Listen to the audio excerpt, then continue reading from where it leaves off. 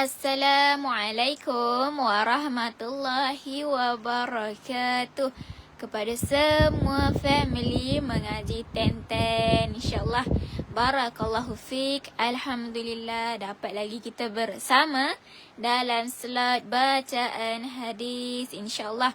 Okay. Ahlan wa sahlan, selamat datang yang dah hadir. Assalamualaikum warahmatullahi wabarakatuh. InsyaAllah pukul 2 petang kan. Saya ucapkan selamat petang. InsyaAllah pada jam 2 petang ini kita bersama-sama dalam slot bacaan hadis, InsyaAllah. Okay. Slot bacaan hadis kebiasaannya pukul 12.30 hari. Tetapi tadi 12.30 hari kita ada program yang mana program kelebihan korban, kelebihan ibadah korban dan akikah. Jadi kita bagi laluan pada program tersebut, insyaAllah. Moga-moga dari program tadi mendapat manfaat, mendapat ilmu baru, insyaAllah. Okay, sekarang kita berada dalam slot bacaan hadis, insyaAllah. Okay, waalaikumsalam warahmatullahi wabarakatuh. Kak Khalidah, Kak Zalia. Okay, insyaAllah ahlan wa sahlan yang dah hadir, selamat datang. Okay, dalam slot bacaan hari ini kita nak baca satu kisah, insyaAllah. Story time. Okay, story time, insyaAllah. Kita nak baca satu kisah yang mana seorang sahabat Ansar radhiyallahu anhu terkena panah semasa solat ketika berkawal, insyaAllah. Okay, kita nak dengar satu kisah yang mana seorang sahabat waktu itu beliau sedang menjaga satu kawasan, sedang berkawal, tiba-tiba terkena panah. InsyaAllah kita akan cerita, kita akan baca kisah sebentar lagi, insyaAllah. Okay, yang dah hadir, ahlan wa sahlan, selamat datang saya ucapkan. Okay, dan jangan lupa mana yang dah hadir, boleh tolong saya, bantu saya untuk share live ini. Okay, untuk share live ini semoga lebih supaya lebih ramai lagi yang dengar, yang baca hadis bersama-sama dengan kita pada petang ini, insyaAllah. Okay, yang dah share, alhamdulillah terbaik dan terima kasih. Okay. Okay, hari ini kita nak baca satu kisah. Okay, dalam kisah ini kita tak baca hadis, cuma ianya satu kisah seorang sahabat Nabi. InsyaAllah moga-moga daripada kisah ini kita dapat mengambil pengajaran, insyaAllah. Okay, waalaikumsalam warahmatullahi wabarakatuh. Mana yang memberi salam? Okay, yang dah hadir, ahlan wa sahlan, selamat datang. Okay, saya jemput masuk untuk bersama-sama dalam slot bacaan hadis pada petang ini, insyaAllah. Okay, jom kita nak tengok satu kisah yang mana seorang sahabat, seorang sahabat kepada Nabi Muhammad sallallahu alaihi wasallam dari golongan Ansar terkena panah.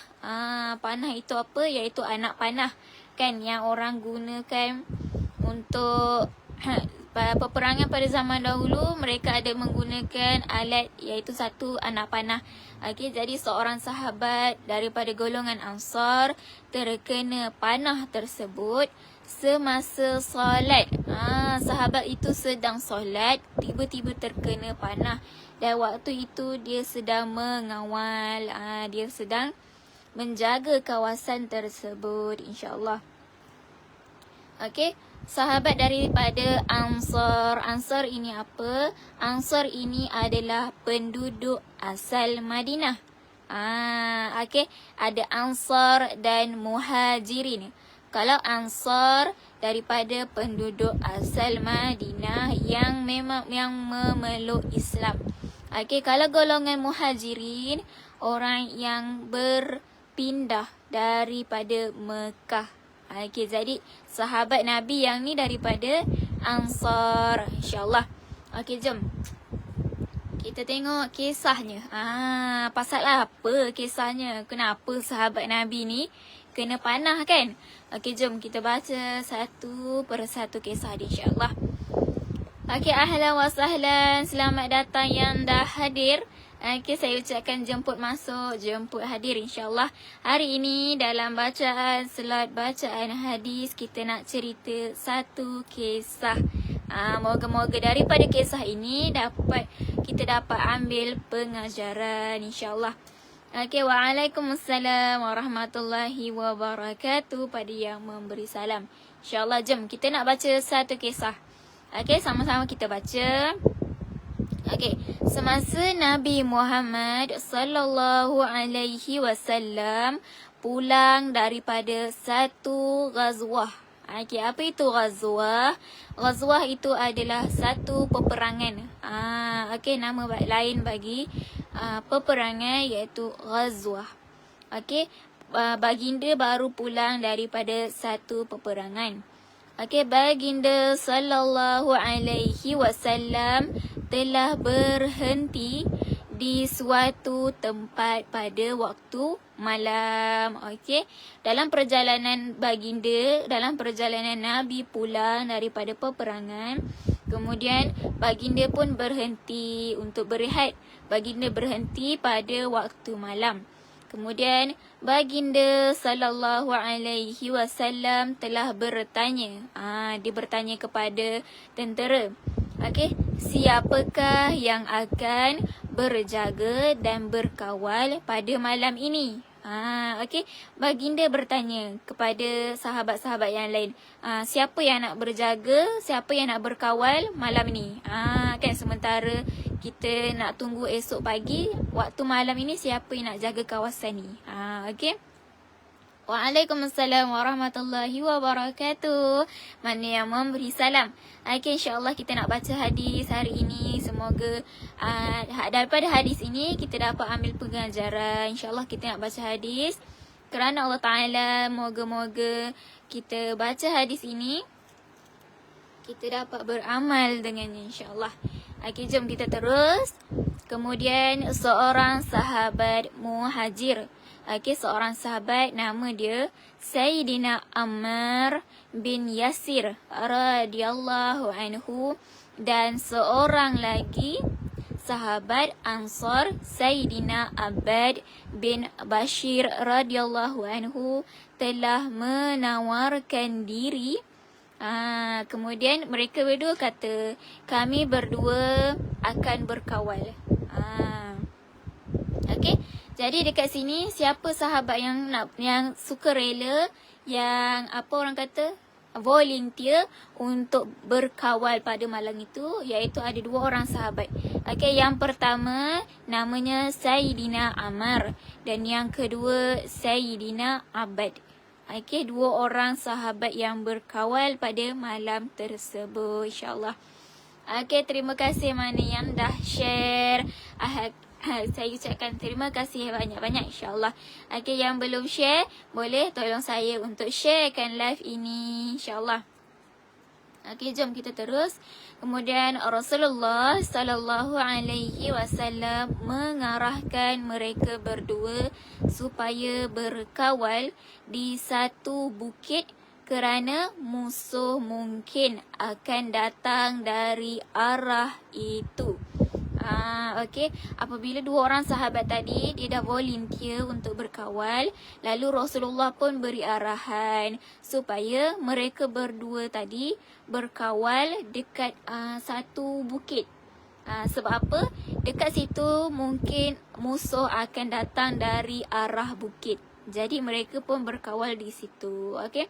Mereka berdua telah pergi ke sana. Ke arah bukit itulah. Okey, ke arah bukit. Kemudian apabila tiba di sana, okey, dah sampai dekat bukit itu, Sayyidina Abbad radhiyallahu anhu pun berkata kepada Sayyidina Ammar ni.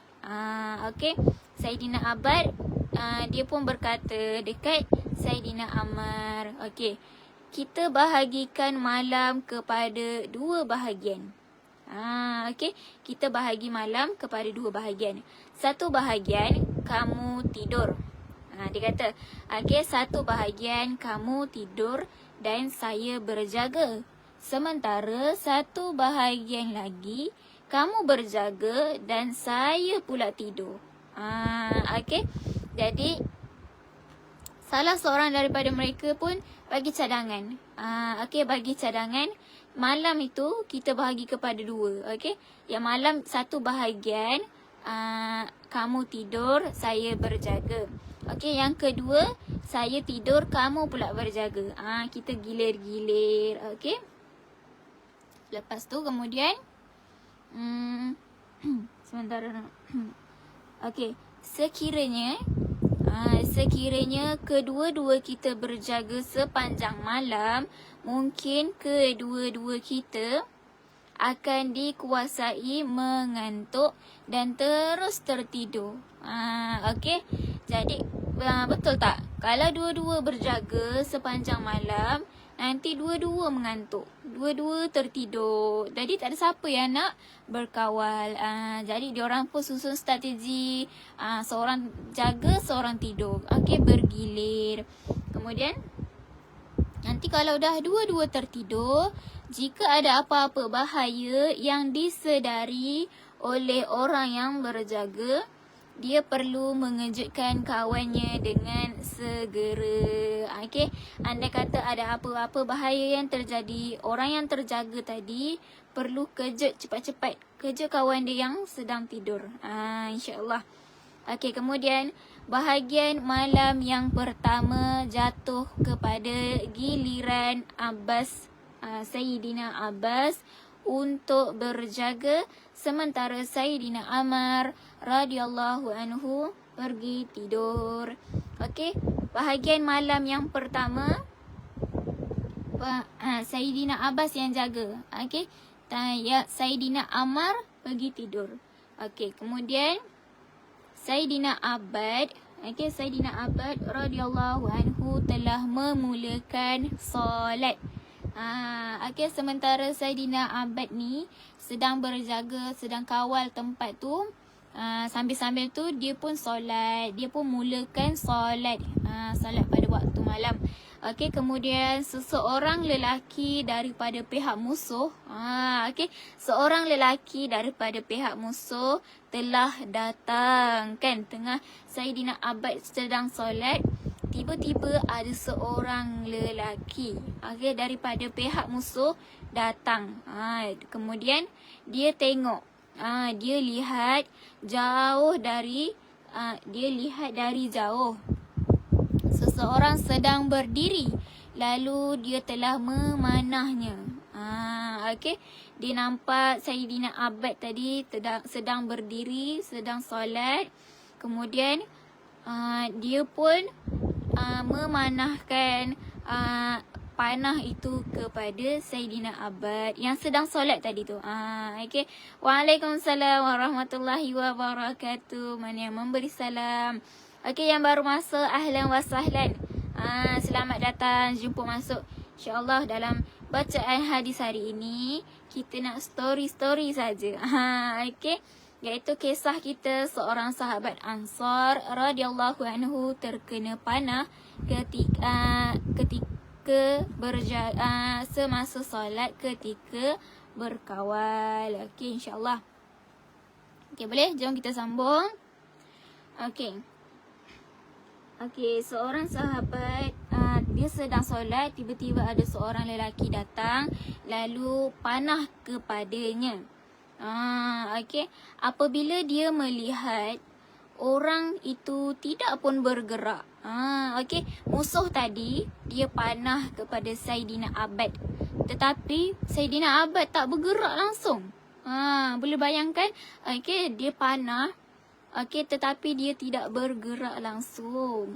Kemudian dia memanah untuk kali kedua dan ketiga, kan. Mula-mula dia panah, tengok macam tadi efek pun tak ada kesan, kan. Dia pun panah lagi, kali kedua. Lepas tu dia panah lagi kali ketiga, tak ada kesan langsung. Lepas tu setiap anak panah menembusi badan Saidina Abbas. Anak panah tu bukan tak kena. Kena kan. Sampai tercucuk dekat badan Saidina Abbas ni. Tapi Saidina Abbas ni dia tak bergerak langsung. Okey. Dan beliau mencabut satu demi satu dengan tangannya dan membuang anak panah itu. Okey, Saidina Abbas cabut. Satu-satu dia cabut anak panah tu. Kemudian dia buang anak panah tu. Kemudian beliau dengan tenang telah rukuk dan kemudian dia pun sujud. Okey. Selepas menyempurnakan solatnya, barulah beliau mengejutkan kawannya. Kan? Lepas dia dah habis solat, barulah dia kejut kawan dia. Bukan waktu dia dah kena anak panah. Tapi lepas dia dah habis solat tu, baru dia kejut Saidina Ammar, kawan dia tadi tu. Okey, apabila musuh melihat bahawa di samping Saidina Abbas radhiyallahu anhu ada orang yang kedua, maka dia telah lari dengan anggapan mungkin ada ramai orang lagi. Okey. Bila musuh tadi kan, bila musuh tadi nampak dekat sebelah Saidina Abbas yang solat tadi ada orang lain, orang kedua. Lepas tu dia pun terus lari. Dia terus lari sebab apa? Dia anggap ada orang lain, mesti ada lagi ramai dekat sana. Kan diingatkan seorang je yang tengah solat, tapi sebenarnya ada lagi seorang sebelah Saidina Abbas. Okey. Sebenarnya 2 orang, tapi dia beranggapan ada ramai lagi. Jadi dia ambil keputusan untuk lari kan. Takut. Okey, apabila kawannya bangun dan melihat pada badan Saidina Abbas terdapat 3 tempat yang sedang mengalir darah, maka beliau pun berkata, "Subhanallah, kenapa engkau tidak mengejutkan aku sejak awal-awal lagi?" Kan, Saidina Ammar ni kan, bila dia bangun dari tidur, dia nampak badan Saidina Abbas ada 3 tempat yang keluar darah. Kan, sebab musuh tadi dia panah 3 kali. Jadi ada 3 tempat. Lepas tu Saidina Ammar ni pun tanyalah, kenapa tak kejut dia awal-awal kalau ada musuh datang. Jom kita tengok apa jawapan Saidina Abbas. Kenapa dia tak kejutkan kawan dia? Kenapa dia tak berhenti solat? Okey. Kemudian Saidina Abbas menjawab. Kan? Dia pun jawab, saya telah memulakan bacaan satu surah, iaitu surah Al-Kahfi. Okey, hati saya tidak ingin untuk rukuk sebelum menamatkan surah itu. Subhanallah. Kan, Saidina Abbas ni dia dah start solat. Waktu tu kan dia dah start solat, dan waktu tu juga dia dah mula baca surah Al-Kahfi. Lepas tu hati dia tak nak rukuk. Hati dia tak nak batalkan solat selagi surah Al-Kahfi tu dia tak tamat baca. Subhanallah, boleh bayangkan tak betapa lamanya dia tahan sakit tu kan? Sebab surah Al-Kahfi ni pun boleh tahan panjang kan, 110 ayat. Lama dia tahan. Okey, walaupun demikian, saya terfikir mungkin saya akan mati kerana dipanah berkali-kali, sedangkan tugas mengawal yang diberikan Rasulullah sallallahu alaihi wasallam akan terbengkalai. Masya-Allah, dalam keadaan dia sakit tu, dia tidak memikirkan tentang dirinya. Tapi dia fikir tugas yang diberi oleh Rasulullah kan. Sebab dia fikir kalau dia mati sebab dia kena panah berkali-kali, padahal dia sedang dalam tugasan, dia sedang bertugas mengawal, diberi tugas yang diberi oleh Rasulullah kan. Kalau dia mati, tugasan itu akan terbengkalai. Subhanallah kan, dia fikir tanggungjawab dia, amanah dia yang telah diberikan oleh Rasulullah. Okey. Kemudian sekiranya saya tidak memikirkan demikian, saya rela mati dengan tidak melakukan rukuk dan sujud sebelum surah itu ditamatkan, kan? Kalau dia tak fikirkan tentang tanggungjawab, dia tak fikirkan tentang tugas dia, waktu tu dia dah rela mati dah. Kan? Dia dah rela mati tanpa dia rukuk, tanpa dia sujud, sebelum dia tamatkan bacaan surah Al-Kahfi ni, kan? Kalau dia tak fikirkan tanggungjawab dan amanah yang diberi oleh Rasulullah. Okay? Itulah kisah seorang sahabat yang mana sangat amanah, sangat bertanggungjawab, tak memikirkan tentang dirinya walaupun waktu itu dirinya dalam kesusahan. Kan? Sebab apa? Sebab badan dia dah dipanah 3 kali sampai mengalir darah. Okey. Jom kita tengok keterangan. Kisah keterangan ni. Okey, inilah keadaan solat yang mereka dirikan dan keseronokan yang mereka rasai dalam menunaikan solat, kan? Okey, panah demi panah menusuk pada badan serta darah mengalir mencurah-curah. Tidak sedikit pun mengurangkan kekhusyukan solat mereka, kan? Dah dipanah berkali-kali tu, tapi khusyuk, solat khusyuk tu tetap tak mengganggu solat. Kemudian sebaliknya, lihatlah keadaan solat kita hari ini. Okey, dia bagi perumpamaan. Lihatlah solat kita hari ini. Hanya gigitan seekor nyamuk sudah cukup untuk menghilangkan tumpuan kita terhadap solat. Masya Allah. Betul tak? Jangan kata nyamuk itu gigit. Nyamuk lalu depan kita pun, kita dah hilang tumpuan. Kan? Nyamuk baru lalu, kita dah okay? Kita dah hilang tumpuan.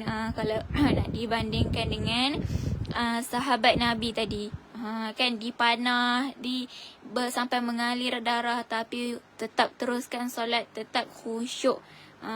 Okay, jadi kemudian dia kata, kalau dia perbandingan, dia bagi perumpamaan, lihatlah keadaan solat kita hari ini. Hanya dengan gigitan nyamuk je kita dah hilang khusyuk, kita dah hilang tumpuan. Apatah lagi jika kita disengat tebuan. Okey.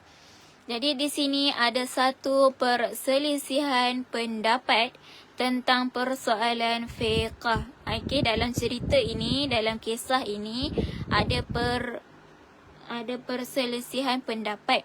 Apa itu? Pada pendapat Imam Abu Hanifah, Imam Abu Hanifah, wudu akan batal sekiranya darah keluar daripada badan. Itu adalah pendapat Imam Abu Hanifah. Dia kata wudu kita akan terbatal kalau darah keluar dari badan. Bila wudu terbatal, automatik solat kita akan terbatal. Tetapi ikut pendapat Imam Syafi'i pula, wudu tidak batal. Itu pendapat Imam Syafi'i. Mungkin itulah pendapat yang dipegang oleh para sahabat radhiyallahu anhu tersebut. Ataupun masalah itu belum dikaji lagi kerana Rasulullah sallallahu alaihi wasallam belum datang melihat mereka ataupun sehingga peristiwa itu berlaku. Belum ada hukum tentang perkara itu. Itulah perselisihan pendapat. Pendapat yang pertama, Imam Abu Hanifah kata wudu akan terbatal kalau darah keluar daripada darah keluar daripada badan. Contoh tiba-tiba luka ke, kan? Luka tangan tadi, darah tak berhenti, lepas tu kita solat, tiba-tiba darah keluar lagi. Mengikut Imam Abu Hanifah, wudu tu terbatal. Tetapi kalau ikut pendapat Imam Syafi'i, wudu itu tak batal. Okey, Imam Syafi'i pendapat dia wudu itu tidak terbatal kalau darah keluar dari badan. Tapi jadi daripada kisah ini nampaknya para sahabat mengikut pendapat Imam Syafi'i ataupun waktu itu mungkin masalah ini belum dikaji. Okey. Okey, alhamdulillah, itulah kisah kita hari ini dalam slot bacaan hadis. Okey, yang mana seorang sahabat daripada golongan Ansar, dia terkena panah. Waktu itu dia sedang solat, tiba-tiba musuh datang, panah dekat dia 3 kali. Tetapi dia tetap khusyuk, tetap meneruskan solat sampailah habis. Baru dia kejut sahabat yang lain. Baru dia kejut Sayyidina Ammar. Okey, di sini bahawa betapa khusyuk, betapa dia memikirkan tanggungjawab, dia memikirkan amanah yang diberikan oleh Rasulullah. Dia tidak berganjak sedikit pun lepas dia terkena panah. Kan? Dia tak efek daripada dia tak berganjak tu, musuh tadi tu lari. Kan? Musuh tu tak datang dekat pun. Sebab dia pelik lah. Kenapa tak bergerak pun, tak ada efek pun kan? Okey. Bila dia kejut Sayyidina Ammar, musuh tu barulah macam, ada orang lain lah. Ingatkan dia seorang je. Mesti ada ramai lagi. Mesti ada orang lain. Lepas tu dia pun terus lari, takut. Okay, insyaAllah. Okay, alhamdulillah, itulah kisah dalam bacaan slot hadis hari ini. Okay, terbaik dan terima kasih mana yang dah hadir. Okay, saya ucapkan terima kasih banyak-banyak yang dah share. InsyaAllah, okay, saya hargai sangat-sangat. Okay, moga-moga kita dapat sesuatu, kita dapat pengajaran daripada kisah seorang sahabat tadi, insyaAllah. Okay, moga-moga kita dapat berjumpa lagi. Moga-moga kita dapat baca kisah lain, baca hadis yang lain. Moga kita dapat beramal dengannya, insyaAllah.